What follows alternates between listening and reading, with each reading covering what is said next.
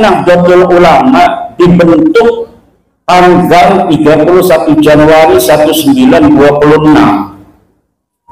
Itu sejarahnya ditulis, saksi hidupnya masih ada. Beliau sebelum meninggal membuat video, Kiai Haji Raden As'ad Syamsul Ngarifin, bahwa Kiai Khalil Bangkalan memberikan pesan kepada beliau Kiai As'ad untuk menyampaikan tasbih dan tongkat kepada Hadratus Syekh Mbah Hasyim Asy'ari untuk mendirikan Nahdlatul Ulama. Kemudian Mbah Hasyim Asy'ari mengusung sirkel jaringan kiai-kiai pesantren di tanah Jawa. Kemudian berkumpullah ulama-ulama Surabaya di Surabaya, dan kemudian diadakan rapat pendirian Nahdlatul Ulama oleh kiai-kiai Surabaya dan Mbah Hasyim Asy'ari dan yang lainnya. Kemudian berdirilah Nahdlatul Ulama. Itu sejarah aslinya, dituturkan oleh orang yang menjadi saksi bagaimana kronologi daripada terbentuknya Nahdlatul Ulama. Tapi hari ini di sebuah buku disebutkan bahwa pendiri Nahdlatul Ulama selain ulama-ulama yang telah dikenal, ditambah oleh seorang kabir, namanya Kabir Hasyim bin Yahya. Nah, ini PBNU kaget, kok bisa ada sejarah baru yang nama ini tidak ada di dalam kesejarahan NU di masa lalu. Buku sejarah NU sudah diterbitkan, kok sekarang ada upaya menambahi tokoh dalam sejarah yang dijadikan sebagai pendiri NU, padahal nama ini tidak ada pada masanya ikut mendirikan NU. Akhirnya Ketua Umum Pengurus Besar Nahdlatul Ulama dalam konferensi pers hasil sidang pleno memerintahkan kepada Rabitah Ma'ahid Islamiyah dan kepada Ma'arif NU untuk menarik buku tersebut dari seluruh madrasah dan pondok pesantren NU. Alhamdulillah. Alhamdulillah. Nah, sekarang mulai terkuat. Hal ini ibu bapak hadirin ma'asyiral muslimin rahimakumullah sangat penting. Jangan-jangan kalau kita tidak memiliki perhatian yang besar terhadap sejarah bangsa kita, maka kita akan dipisahkan oleh kesejarahan leluhur kita di masa lalu. Kata seorang politisi, kalau kita ingin menguasai suatu bangsa, kita tidak usah dengan kekuatan tentara perang, tapi cukup hancurkan sejarah bangsa itu, maka nanti kita akan bisa menguasai bangsa itu. Politisi Jerman mengatakan, hapus sejarah suatu bangsa, maka satu generasi ke depan para bangsawannya akan merasa seperti orang biasa, dan pada generasi selanjutnya mereka akan menjadi seperti kambing. Sejarah bangsa kita yang luar biasa, ibu-ibu. Ibu-ibu ini turunan daripada bangsa Nusantara. Bangsa naon? Ngertos itu bahasa Sunda? Ngertos? Alhamdulillah saya yang gak bisa bahasa Sunda. Saya walaupun orang Banten ngomongnya Jawa, kayaknya mah pengen wong Banyumas. Wong Banyumas rumahnya Banten, karena pada saat Sunan Gunung Jati Syarif Hidayatullah diperintahkan untuk menyebarkan agama Islam, tentaranya masih tentara Demak. Tentara Demak itu ya dari Demak, Semarang, Brebes, Tegal, Banyuwangi, Pemalang, Cirebon, datang ke Banten. Jadi yang bersama dari para penyebar agama Islam Banten pertama itu banyaknya orang-orang Demak, orang-orang Banyumas. Maka ngomongnya bodoh, orang bohong kalau orang Solo. Ada ngapa? Uang kresek tenara ngomongnya ngapa? Apa sih lah?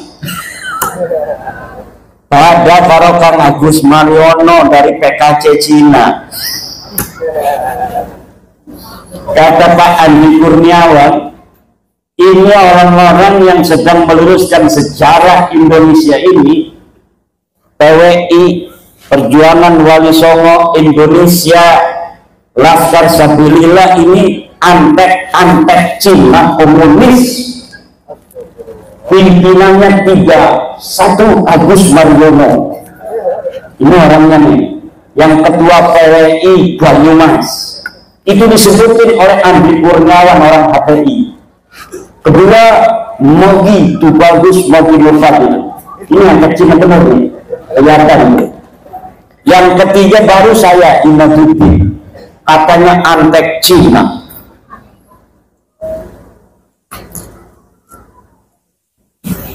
Orang-orang Cina, orang-orang Yaman, mereka masing-masing bikin sejarah, Bu. Kata orang Cina bikin manuskrip, Wali Songo asalnya dari Cina. Orang Yaman juga bikin kitab, katanya Wali Songo dari Yaman. Nah sebenarnya Wali Songo itu dari mana? Wali Songo itu dzurriyyat Rasulullah Muhammad sallallahu alaihi wasallam yang menyebarkan agama Islam di tanah Nusantara, dari Aceh, Mandailing, Natal, Minangkabau, Lampung, Banten, Jawa Tengah, Banyumas, Mataram, kemudian Surabaya, Madura, ke Bali, ke NTT, ke Papua, ke Maluku, Sulawesi, Kalimantan, itu disebarkan oleh dzurriyyat Rasulullah Muhammad sallallahu alaihi wasallam pada abad ke-15 dan ke-16 Masehi. Tapi kemudian sekarang ada manuskrip bahwa Wali Songo itu nasabnya ke Cina, namanya Cina semua. Ada lagi satu manuskrip rebutan ini bahwa Wali Songo nasabnya ke Yaman. Lah ini sebenarnya kemana Wali Songo? Kita keluarga Wali Songo memiliki manuskrip yang setelah bab nasab ini muncul ke permukaan mulai dibuka. Alhamdulillah sedang dikaji secara mendalam oleh Naqobah Ansab Auliyaut Tis'ah. Dan kemarin ketika Rizik Syihab berceramah keliling di Jawa Barat mengatakan bahwa Wali Songo adalah Ba'lawi, langsung dibantah oleh ketua Naqobah Ansab Wali Songo, Kiai Haji Ilzamuddin dari Madura, bahwa Wali Songo bukan Baklawi.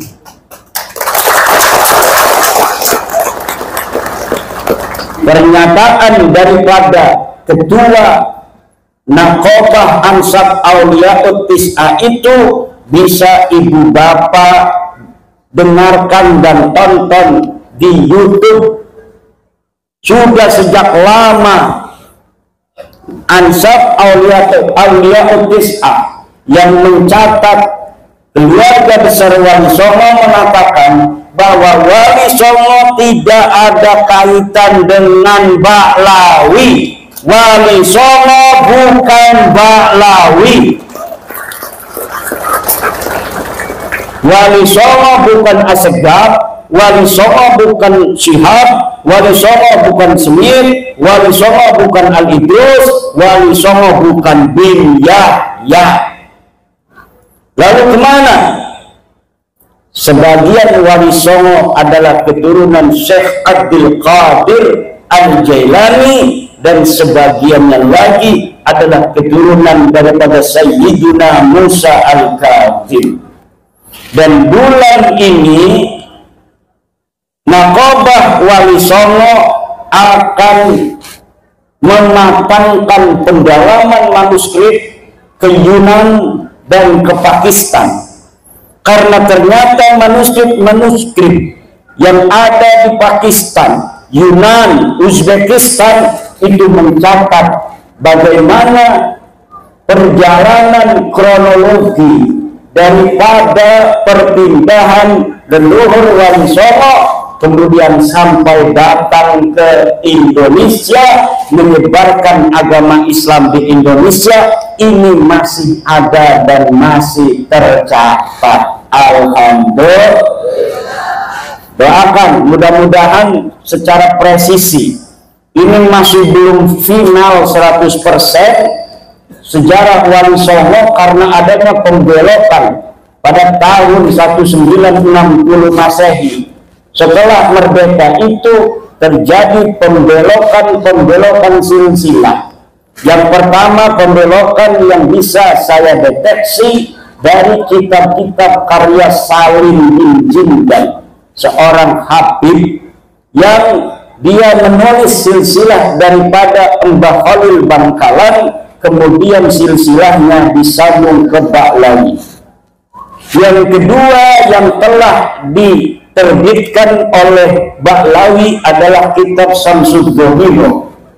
Kitab Samsud Dohiro karya Abdurrahman Al-Masbur tahun 1984, baru puluhan tahun kemarin, mencatat silsilah Wali Songo disambungkan kepada seseorang bernama Abdul Malik Azmat Khan bin Alwi Amul Faqih bin Muhammad Sohib Mirbat Ba'alawi.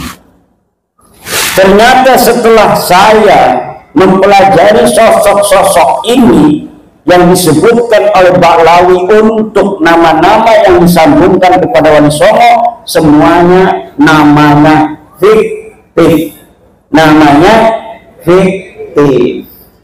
Tidak ada orang bernama Abdul Malik Azmat Khan. Tidak ada orang bernama Abdul Malik Azmat Khan. Ketika Baklawi setelah diteliti oleh saya, nasabnya tidak tersambung kepada Rasulullah Muhammad Sallallahu Alaihi Wasallam, mereka tidak mau putus sendirian. Mereka ini Wali Songo juga bareng-bareng putus. Akhirnya dulu mereka mengatakan kayak Bahar Smith bahwa Wali Songo tidak punya keturunan. Sekarang mereka mengakui rame-rame Wali Songo punya keturunan. Dulu silsilah Wali Songo ke Nabi Muhammad suruh diturunkan yang dipasang oleh kiai-kiai itu bahwa Wali Songo tidak tersambung. Pakar nasab mereka masih ada di YouTube mengatakan bahwa Wali Songo tidak tersambung kepada Nabi Muhammad. Tapi sekarang mereka rame-rame ngomong Sambo Wali Songo itu adalah keturunan dari Bahlawi.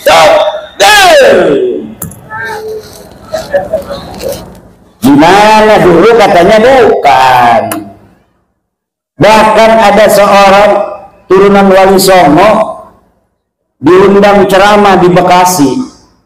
Tahu panitianya kalau dia keturunan Sultan Maulana Hasanuddin dari Banten. Kalau Sultan Maulana Hasanuddin kan anaknya Sunan Gunung Jati Syarif Hidayatullah. Panitianya tahu kalau Syarif Hidayatullah keturunan Nabi Muhammad. Yang dia tahu turunan Nabi Muhammad gelarnya Kabir. Ditulis di sebuah banner, ikuti ceramah agama oleh Al-Habib Tubagus Ahmad. Ini tiba-tiba ini dari Bahlawi bawa Mukibin mukulin Tubagus dari Banten itu yang ditulis oleh panitia sebagai Al-Habib Tubagus Ahmad. Marah kita, apa urusan itu katanya pakai nama-nama Al-Habib. Al-Habib itu turunan Nabi, sedangkan keluarga Sultan Banten itu tidak terbukti sebagai keturunan Nabi. Dulu sekali. Sekarang mereka datang rame-rame mohon-mohon jarah, bawa ribuan orang mohon maaf kepada Sultan. Tunduk-tunduk, nangis-nangis di makam Sultan Hasanuddin. Ya Sultan, ya Sultan. Dulu meledek-ledek, sekarang datang rame-rame nangis-nangis. Sebagai petunjukan kepada Wali Songo, terutama Sultan Maulana Hasanuddin Banten bin Sunan Gunung Jati Syarif Hidayatullah. Tapi air mata buaya kita sudah tahu, kita sudah mengerti. Tetapi minimal dengan mereka ziarah itu menunjukkan bahwa mereka sudah tunduk kepada Wali Songo.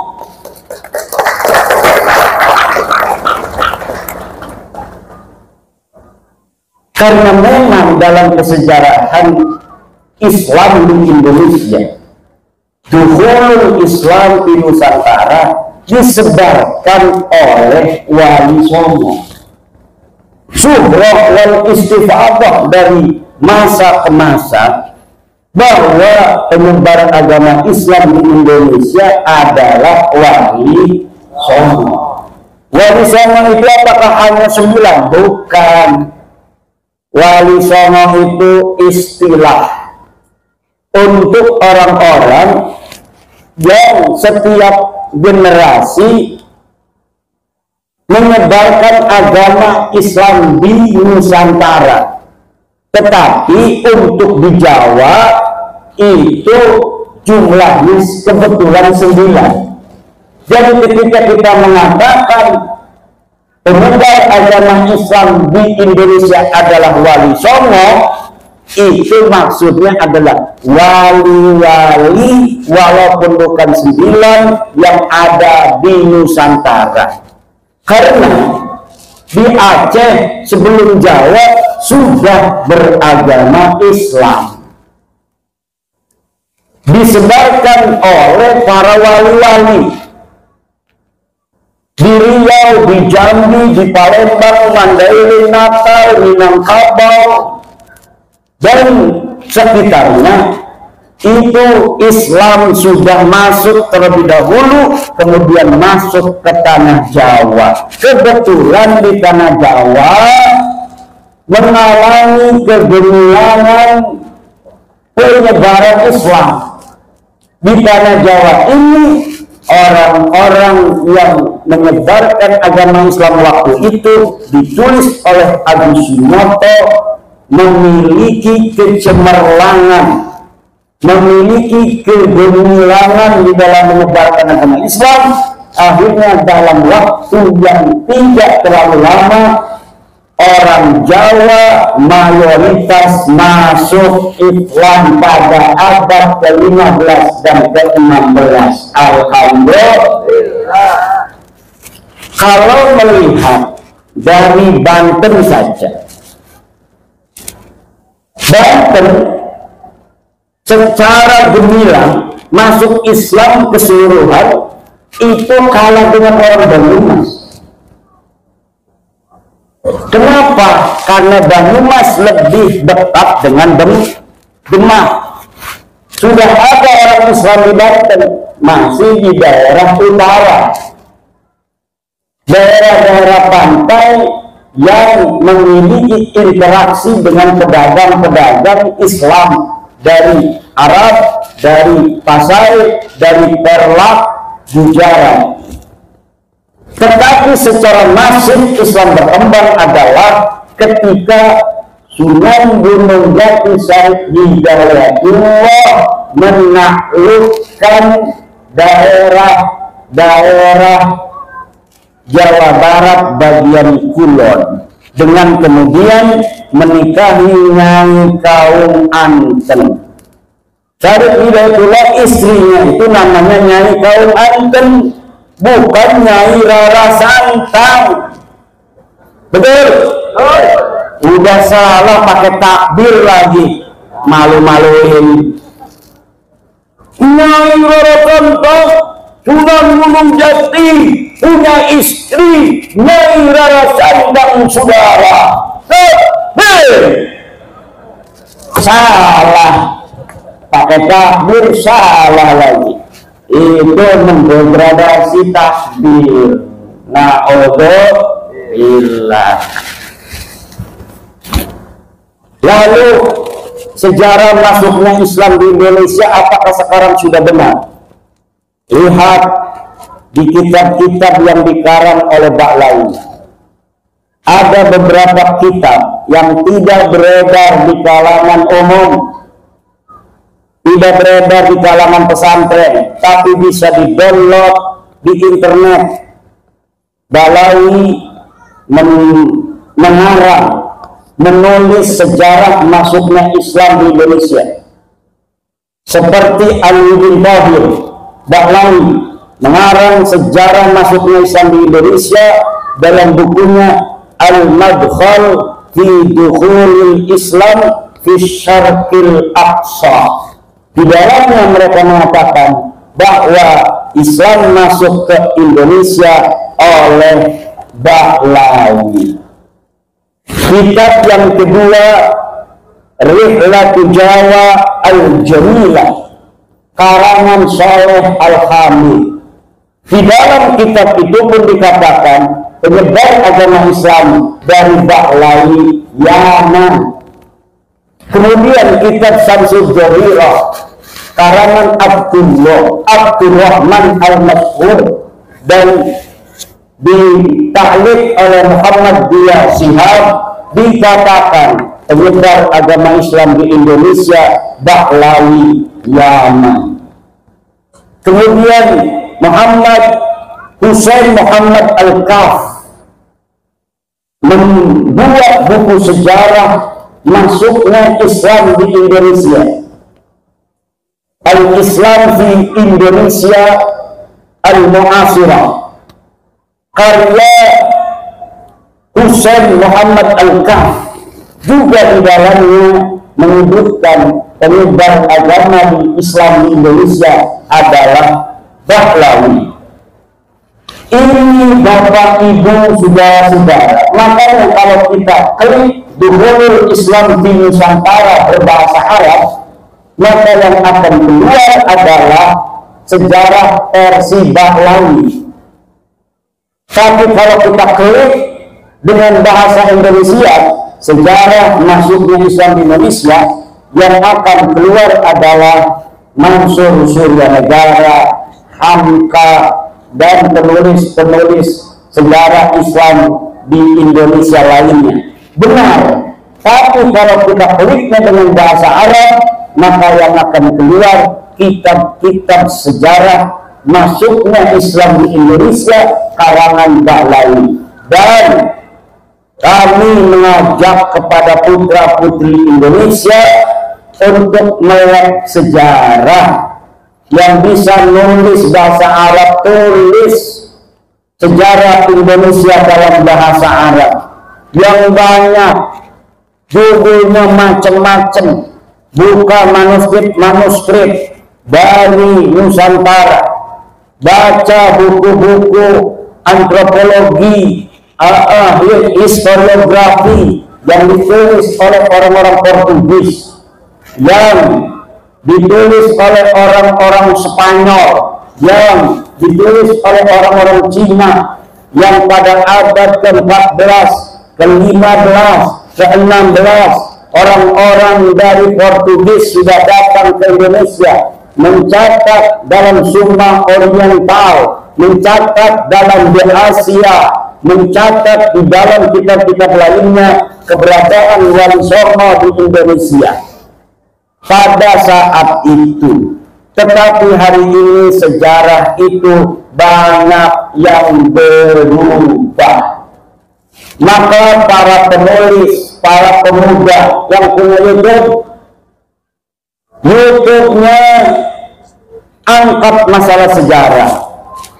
Buka itu karya ulama-ulama Indonesia. Buka itu karya-karya ilmiah ulama-ulama kita dalam sejarah, angkat di dalam YouTube. Yang bisa nulis di web, nulis di web. Yang bisa nulis buku, nulis buku. Yang bisa di Instagram, Instagram. Yang bisa di Facebook, Facebook. Kenapa? Untuk melawan narasi-narasi sejarah yang dibelokkan oleh oknum-oknum yang ingin menguasai kesejarahan Indonesia masa lalu, agar mereka yang ada hari ini bisa mendapatkan manfaat dari apa yang ditulis oleh sejarah mereka tentang leluhur mereka yang palsu.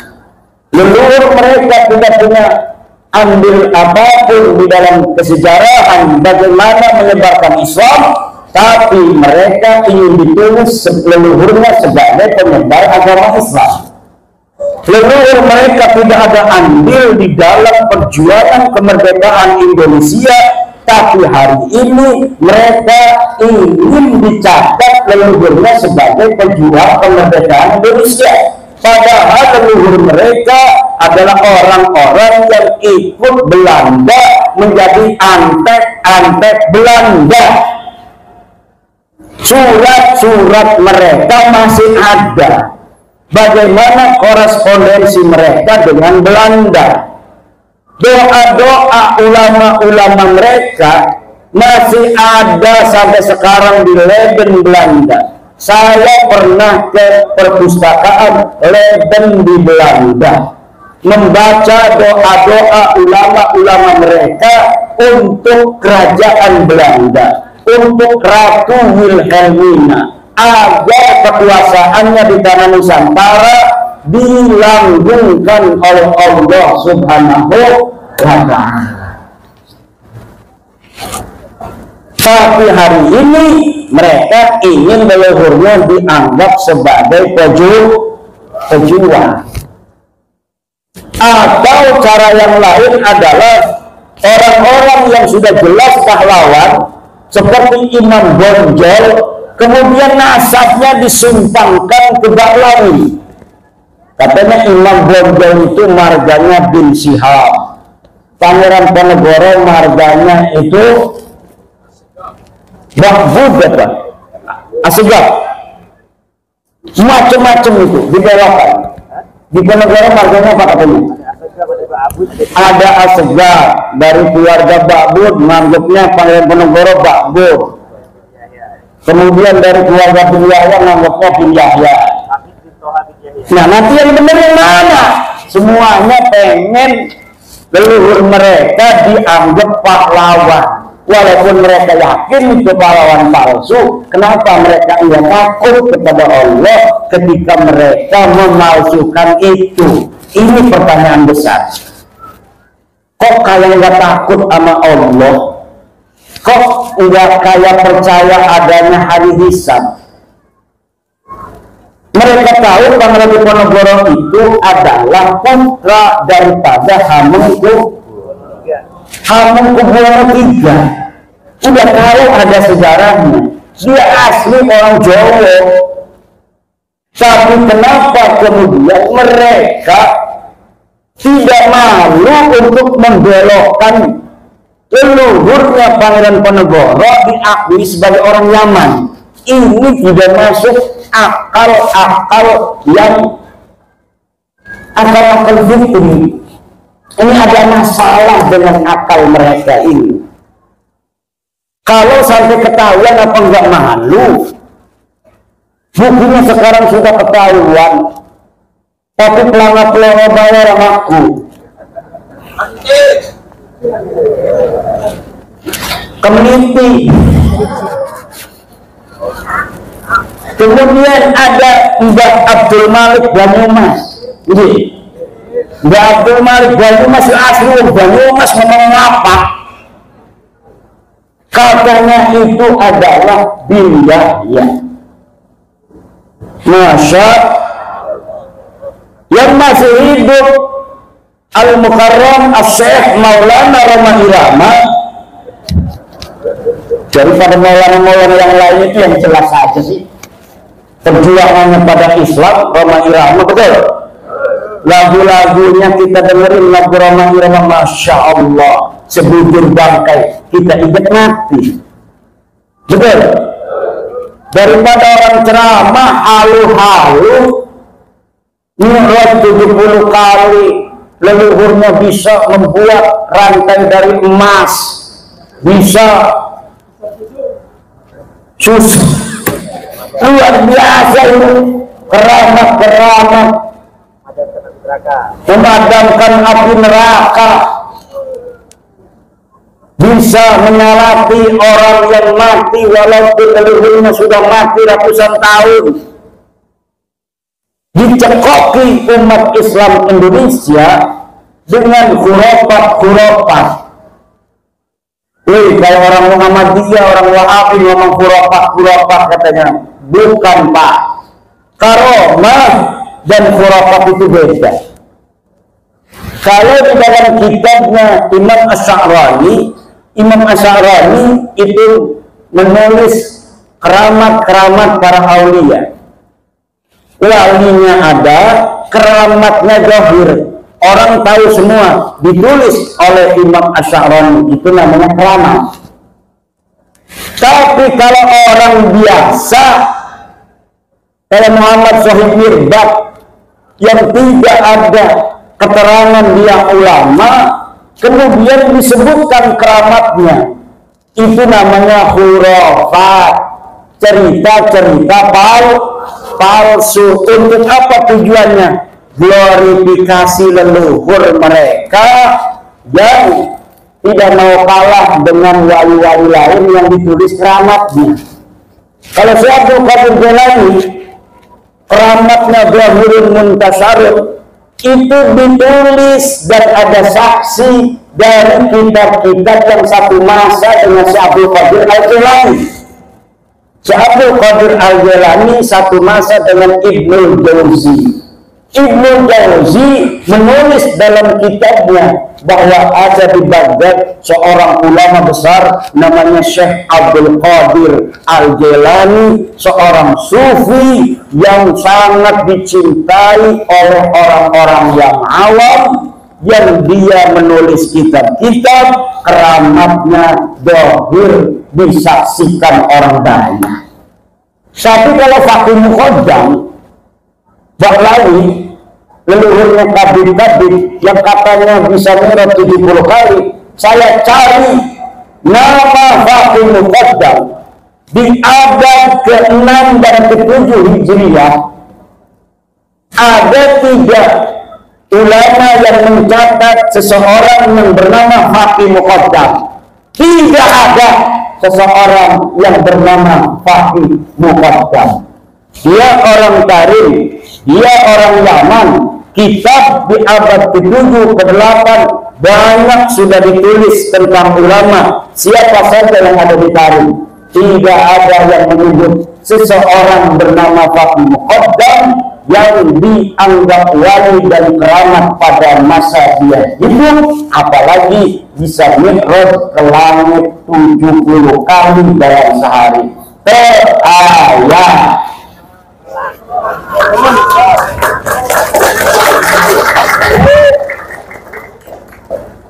Mari kita jaga negara Republik Indonesia ini.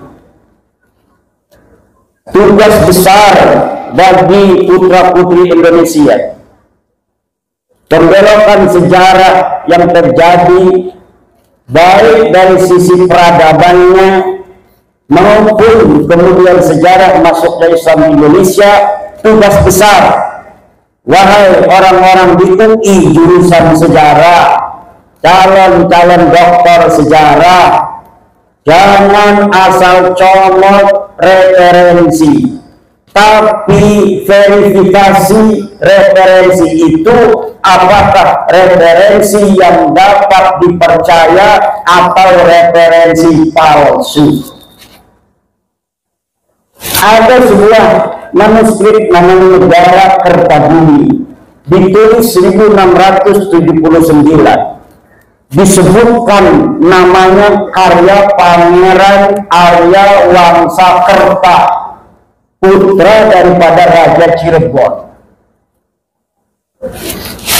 Ditulis sejarah tentang Indonesia, silsilah para raja-raja, silsilah Wali Songo, Kebak Lawi di situ. Tahunnya 1769-an.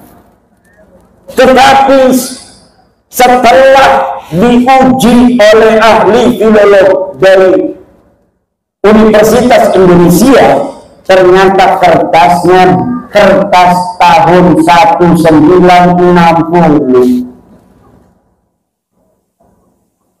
Nama manuskripnya manuskrip Negara Kertabumi. Yang bawa HP, tulis ketik di Google search Negara Kertabumi palsu. Di situ Anda akan bisa membaca bagaimana pendapat para ahli tentang manuskrip Negara Kertabumi, yang salah satu yang ada di dalamnya menyebutkan silsilah Sunan Gunung Jati adalah binnya sama dengan Habib Kabir. Siapa yang memasukkan? Wallahu a'lam bishawab. Yang jelas beberapa sejarawan sudah mengutip dari naskah itu untuk dijadikan sebagai referensi. Jadi sebuah skandal ilmiah diciptakan pada tahun 1960-an, ditemukannya pada tahun 1970 di naskah. Bisa jadi kertasnya itu kertas tahun 1960, tetapi ditulisnya 1970. Karena waktu itu kebetulan Pemda Jawa Barat sedang ada proyek untuk pencarian manuskrip. Mungkin ini skandalnya, ya ini lagi ada proyek nih, ratusan juta, kita bikin aja manuskripnya, nanti supaya dibeli oleh pemerintah daerah waktu itu yang lagi mencari kesejarahan tanah Sunda. Ini sekarang ini saya dapat untuk mengira-ngira, menganalisa kenapa sekarang ini saya agak cerdas di dalam membongkar kepalsuan-kepalsuan sejarah. Karena semenjak saya meneliti nasabah Lawi yang sudah terbukti bukan keturunan baginda Nabi Muhammad SAW ini, saya banyak membaca kitab-kitab sejarah Ba'lawi yang setelah dikolaborasi dan dimuqabalah dengan kitab-kitab lainnya, ternyata sejarahnya palsu. Bahkan ada satu kitab yang namanya Tarikh Sambal, baru diketemukan katanya manuskripnya, ternyata setelah diteliti pada abad 10 Hijriah itu yang dikatakan adalah sebagai tahun di mana Syekh Sambal ini hidup, ternyata orangnya saja Syekh Sambal ini terindikasi kuat fiktif. Dan kalau misalnya kitab Tarikh Sambal ini betul-betul dibuat dari manuskrip abad yang ke-10, mana sekarang manuskripnya? Katanya manuskripnya sudah hilang lagi. Kemudian ada kitab manuskrip asli, namanya manuskrip Tarikh Ibnu Hisam. Di dalam Tarikh Ibnu Hisam tidak ada berita tentang Fakih Muqaddam. Tetapi kemudian ketika dicetak oleh Muhammad Al-Habsyi, di dalam versi cetaknya itu ada nama Fakih Muqaddam. Akhirnya saya sekarang berkesimpulan, sejarah Indonesia pun tidak aman dari pembelokan-pembelokan pada masa lalu. Maka kerja keras tidak dunia akhirat. Ini youtuber cerdas dari Banyumas, karena memang terahnya ini terah pejuang orang-orang Banyumas. Youtubernya juga nggak punya urat takut sama sekali. Youtuber lain itu pada ngumpet, wajahnya nggak kelihatan, ada yang pakai topeng segala. Nah ini youtuber Banyumas, wajahnya yang ganteng itu kelihatan. Masya Allah. Dan ketika tesis saya keluar, kebanyakan youtuber yang mengangkat tentang tesis saya itu dari Banyumas dan sekitarnya. Maka Banyumas akan tercatat dalam tinta sejarah bahwa pada tahun 2002, 2003, 2024 dalam mengungkap siapa sebenarnya Habib Bahlawi, yang ada tesis mengatakan sebenarnya dengan sesungguhnya, dengan hasil penelitian yang seksama, teliti bahwa mereka bukan keturunan baginda Nabi besar Muhammad SAW. Di situ ada peran pejuang-pejuang Banyumas. Sejarah akan mencatat ini. Tidak sembarangan. Ini bukan kebetulan. Ini bukan kebetulan. Banten, Banyumas, Banyuwangi.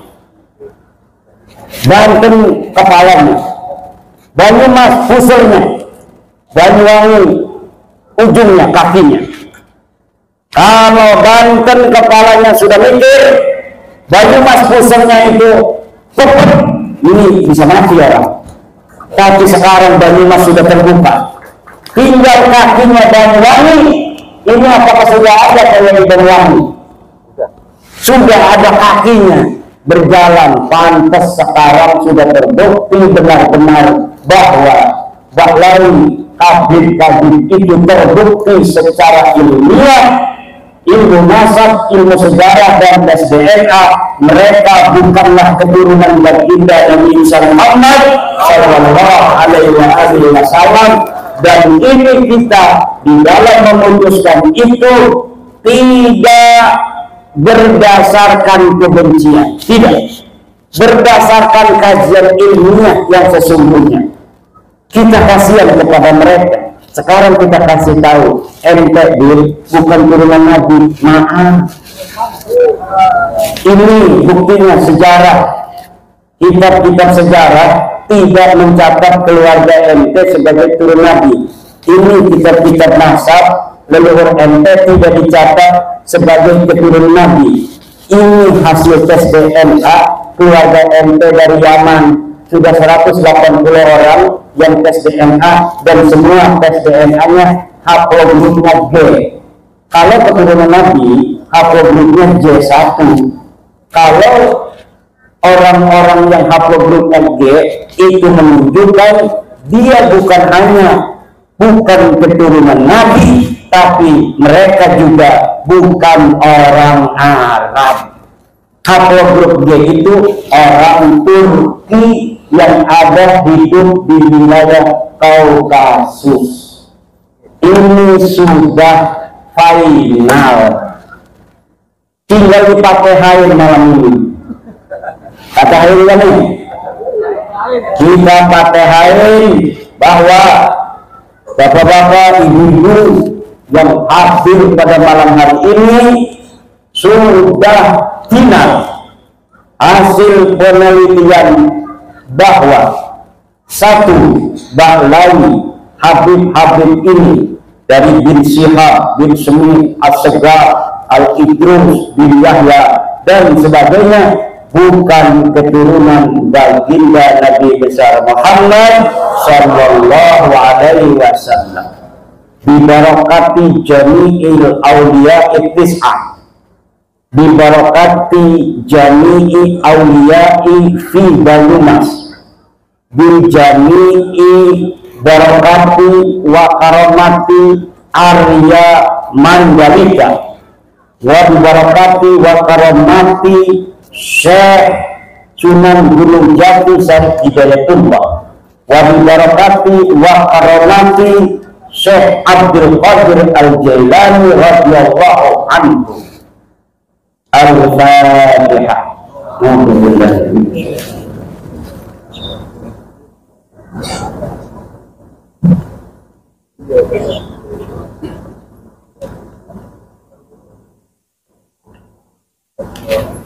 Dan semoga orang tua kita, guru kita bersama Kiai Haji Raden Soleh Solehat, ya Allah, kau angkat derajatnya setinggi-tingginya, kau ampuni segala dosa-dosanya, kau terima segala amal baiknya, anak cucunya semoga kau jadikan para ulama-ulama besar, pemimpin-pemimpin bangsa dan negara. Dan ya Allah, yang hadir pada malam hari ini dalam haulnya, semoga semuanya diangkat derajatnya ya Allah, diberikan kesehatan dan keselamatan, panjang umur, kaya raya, pangkatnya tinggi, polisi yang sekarang hadir ya Allah jadiin Kapolri, tentara yang hadir jadiin Panglima TNI, kalau tidak beliau nanti anak cucunya, amin ya Allah ya Rabbal. Banser TNI yang hadir banyakin duitnya, kaya raya, bikin pabrik semuanya, amin.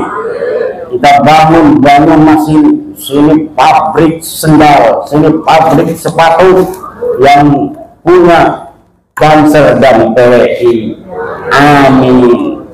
Ibu-ibunya nikahin anak perawannya sama Banser, kiai aja dijaga, apalagi anak ibu-ibu, amin. Mau pilih Banser apa pilih kiai? Jawab. Banser kalah. Kayaknya kiai katanya, bu, kiai mau udah punya istri, gak apa-apa. Bu, anak kiai boleh. Udah punya istri nggak apa-apa. Kalau Banser masih jejaka, kiai udah punya istri boleh. Ngalinya kakak. Itu jawab sendiri saya. Bu, Bapak, alhamdulillah silaturahmi kita malam hari ini insya Allah diberkahi oleh Allah Subhanahu wa Ta'ala, dan semoga PWI yang diketuai oleh Kang Mas Agus Mariono akan dilantik nanti pada tanggal 10, akan membawa barokah dan manfaat untuk umat Islam khususnya di Banyumas, umumnya di Indonesia. Mari kita ingatkan generasi muda kita untuk menjaga sejarah bangsa Indonesia, untuk menjaga sejarah Islam Indonesia, untuk menjaga sejarah jam'iyah kita, jam'iyah Nahdlatul Ulama, untuk menjaga kiai-kiai Nusantara, kemuliaannya dan kehormatannya, untuk menyebarkan paham toleransi, menyebarkan paham-paham kebangsaan, persatuan. Kita tidak memusuhi siapapun, yang sedang kita luruskan nasab mereka, bukan berarti kita membenci mereka. Betul?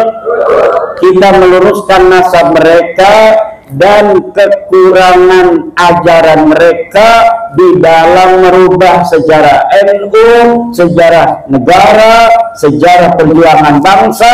Kalau itu sudah tidak dilakukan, mereka ingin hidup bersama kita, kita harus terima. Siap? Kita orang Nusantara diajari budi luhur yang tinggi tiada tara. Betul? Kita diajari oleh orang tua kita kesopanan, kita diajari kesantunan, kita diajari kasih sayang terhadap siapapun.